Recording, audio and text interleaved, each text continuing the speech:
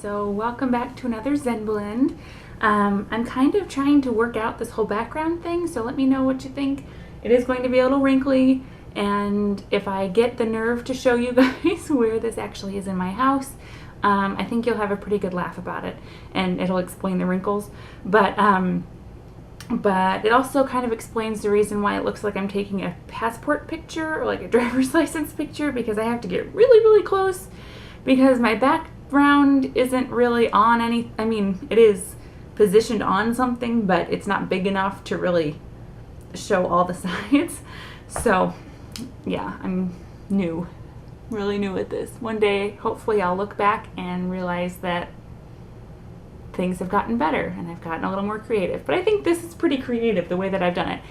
Anyway, so this is my July favorites, and I've just decided to start doing these because I use products all the time and I really do like them, and then I'll sprinkle in a like, oh, this is my favorite thing every once in a while in the vlogs, or I'll do a Zen blend about one item or something, but I never do them all at once, so I figured that would be kind of a fun thing to do. Plus, I've seen a lot of people doing them and I really enjoy those, so hopefully you guys like this. Just let me know. So some of these products are for me, some of them are for A, and we'll just start. Okay, so as you guys probably know, I went to the beach in July, and these first two products I used a lot at the beach. One more than the other, but so this first one, I don't know if you can see it or not, but it's John Frieda Frizz Ease Dream Curls, and it's curl perfecting spray. My hair is naturally kind of wavy, and when I got it cut and colored, it kind of just went nuts. It acted kind of, it got a little straw-like, and I don't know, I just didn't like it too much. So I had tried to figure out a way to make it smoother and just kind of flatter and lay down a little bit more, and then I realized that maybe I should just embrace it and let it curl like it wanted to. So I used this a little bit. It got really nice beach curls, and the thing I like about it too is that it doesn't make it too crunchy. Some of the products that I've used have made it really, really crunchy, and then when you wash it out, it just gets real oily, but that definitely did not do it. I just use a couple of sprays in my hand, rub my hands together, and then put it in. My biggest problem though is that I like to mess with it too much after it's in my hair, so just a tip if you guys do choose to use that product, as well as some of the other curl perfecting sprays and things like that. The trick is not to continue to touch your hair after it's in. Just let it dry that way, because otherwise it's just gonna go nuts and get frizzy. So my other product that I used at the beach was Neutrogena's Ultra Sheer Dry Touch Sunscreen, and this is in SPF 70 because I am Casper the Friendly Ghost, and I really like to have good coverage. This also advertises it has a lightweight, clean feel, it's fast absorbing, and then it also said that it doesn't get oily once you put it on, and that's very true. This is what the packaging looks like, and it doesn't. So the only time that it felt oily was when I was in the water and it got wet, but it really didn't feel like the normal sunscreen feel. Like, you know how it just gets like that film all over you and you feel gross and sticky? I never had that feeling with this stuff. And then once it was time to wash it off, it came right off. There was no leftover residue or anything like that. I got some sun, but I didn't get overly burnt. And I felt like, I don't know, I felt like once I put it on, I could be in the sand and not feel like I wanted to just itch all over. You know how it attracts sand sometimes, but it really didn't. It was really great. So, okay, the next product is food, and everything's falling down. I am obsessed with these. They're the Triscuit rosemary and olive oil ones, and oh my goodness, it's nuts. So they're 120 calories for 6, which I know, I don't know, it's kind of a lot. I'm just gonna throw everything. That's all that I'm gonna do. I'm just gonna throw stuff. So I guess it's kind of a lot, but I don't know. I feel like it's not, just because I don't know, but I very rarely only eat 6 too. Like usually I eat half a box, but they are awesome and wonderful, and they were great for after surgery and all that. But they're just kind of fun to take on the trips with you or in your purse or whatever. So anyway, those are good. My last one for myself is a candle, and I actually got this at Hobby Lobby. It's Darcy and David's candles, I guess, and this one's called Into the Deep. And usually I'm not a big fan of like the cheap candles. Usually I'll go for like Yankee Candle or something just because they seem to burn better and last longer.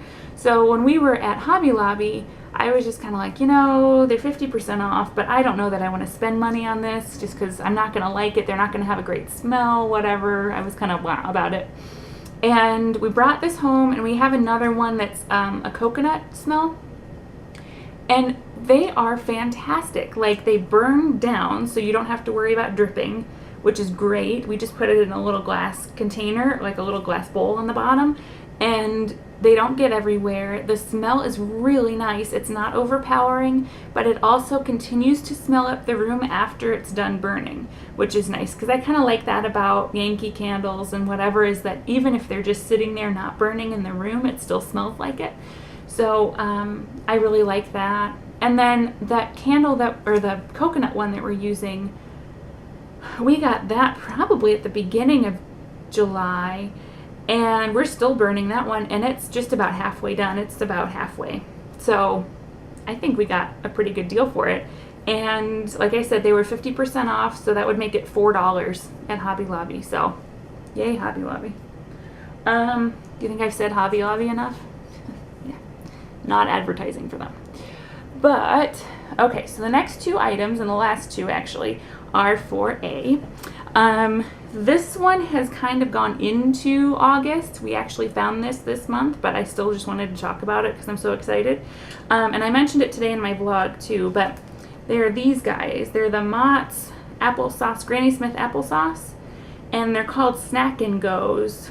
There's no sugar added, and they're just those little twist off guys, like the pouchy guys. A was too old really to get into the pouched like veggies and fruits and stuff that they have everywhere now for little kids, that like before they eat solids, it's what they eat. He was too old by the time they came out with them, so I felt kind of like that would have been nice, but he never really got to take advantage of it. Well, now that they have these are perfect because he can feed himself. Like, he can hold these and squeeze them and not get them everywhere. And so that makes him happy. And then when he's done, he's just done. It's like all condensed and whatever. He doesn't have to worry about utensils, which is great. So those will be great for when we go to the zoo, if we travel, just in the car, that would be really nice. So they aren't refrigerated in the store, but I do keep them in the fridge just because we like cold applesauce at our house, but it's not necessary to keep them in the fridge. So anyway, that's another really awesome thing. And finally is a book, and this is actually a book that I had when I was a kid, and now A is reading it too. And it's by Janet and Alan Alberg, and it's The Jolly Postman or Other People's Letters. And I don't know if it's still being sold in bookstores. I'm sure it's on Amazon, but seriously, this is one of our favorite books now. And it just goes through all the stories about like the three little bears. There's one about Cinderella, there's Hansel and Gretel, the giant at the top of the beanstalk. And then what happens is the postman delivers the mail to all these characters, and inside these envelopes is their mail. So you can read the letter from whoever it's from. So there's a letter, there's a postcard, the Wicked Witch gets a catalog, there's a book for Cinderella, and then there's a letter with money in it for Goldilocks. But I just think that it is so cute. It's definitely a good one for A's age range because he's really into mailmen and getting mail and reading letters and things like that. And he's also, of course, into the story as well with, you know, the Cinderella and the three little bears and stuff. The illustrations are really great. And then he's able to find like the cars that they're playing with, and it has like, little details too that he can point out. And so what's kind of nice is that every time you read it, you can point something else out. And we like that in books now because we reread books a lot. So that's been a really good one. So I definitely recommend checking that out. So hopefully you liked it. I was racking my brain trying to think if there was anything else that I've used this past month, but there really hasn't been anything different as far as makeup or anything like that goes. I'm hoping August I'll have some more as far as that goes, like nail polish and makeup and stuff, but I've pretty much been using the same stuff. So if you like these, let me know, and I'll be sure to put more in for next month. Bye.